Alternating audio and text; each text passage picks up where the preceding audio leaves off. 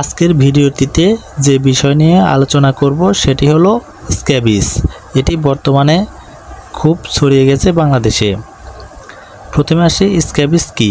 এটি হলো ক্ষুদ্র মাইস দ্বারা সংগঠিত অত্যন্ত সংক্রামক একটি রোগ। একে খালি চোখে দেখা যায় না, কিন্তু মানুষের ত্বককে এরা প্রজনন ক্ষেত্র হিসেবে ব্যবহার করে।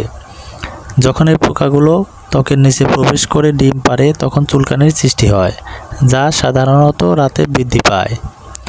শিশু ও বয়স্কদের উপর এদের আক্রমণের প্রবণতা বেশি। ব্যাকটেরিয়া সংক্রমণের ফলে এটি আরও জটিল হতে পারে।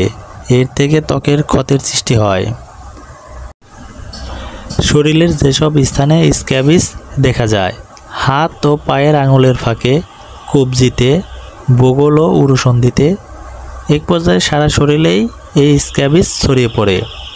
যথাযথ চিকিৎসা করা হলে এই মাইটগুলোর মৃত্যু হয় ও সংক্রমণ সেরে যায়, কিন্তু চিকিৎসা না করালে এই পোকাগুলো অনায়াসে আরও বংশবিস্তার করে ও সমস্যা বৃদ্ধি ঘটায়। স্ক্যাবিসের লক্ষণ: প্রচণ্ড চুলকানি হবে, বিশেষ করে রাতে। চুলকানোর জায়গায় একটু ফোস্কা পড়ে লাল হয়ে ফুলে যাওয়া। অতিরিক্ত চুলকানির কারণে চামড়া ফেটে যাওয়া। আগে থেকে কোনো চামড়ার অসুখ থাকলে সেটা আরও খারাপ হওয়া। ত্বকে ফুসকুড়ি ওঠা বা ত্বক আঁশের মতো হয়ে যাওয়া। ত্বকে ক্ষতর সৃষ্টি হওয়া। এই স্ক্যাবিস রোগের চিকিৎসা: প্রয়োজন অনুযায়ী যথাযথ ক্রিম, লোশন ও ট্যাবলেট ব্যবহারের মাধ্যমে স্ক্যাবিসের জটিলতা এড়ানো সম্ভব।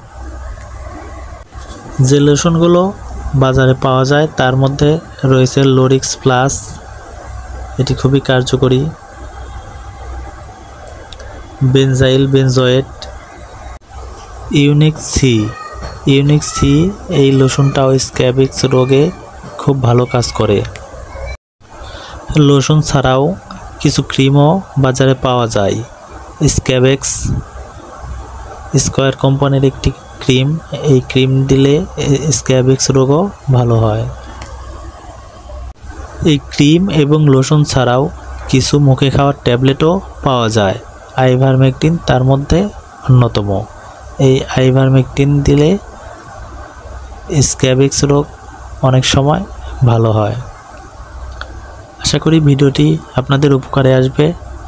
আর হ্যাঁ, অবশ্যই চ্যানেলটি সাবস্ক্রাইব করে রাখবেন এবং ভিডিওটি শেয়ার করে সবাইকে দেখার সুযোগ করে দেবেন। ধন্যবাদ সবাইকে।